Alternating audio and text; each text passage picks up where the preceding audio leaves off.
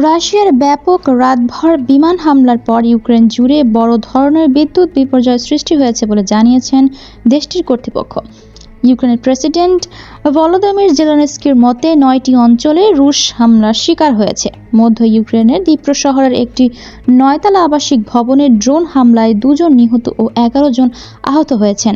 অন্ধকার রাতে হামলার মুহূর্তটি ভিডিওতে ধরা পড়ে। ইউক্রেনের জরুরি সেবা সংস্থার হিসেবে গত ২৪ ঘন্টায় রুশ হামলায় অন্তত ১০ জন নিহত ও প্রায় ৫০ জন আহত হয়েছেন। ইউক্রেনীয় বিমান বাহিনীর তথ্য অনুযায়ী রাশিয়া মোট ৪৫টি ক্ষেপণাস্ত্র নিক্ষেপ করে, যার মধ্যে মাত্র ৯টি প্রতিহত করা সম্ভব হয়েছে। একই সঙ্গে প্রায় ৪৫০টি ড্রোনও ছোড়া হয়।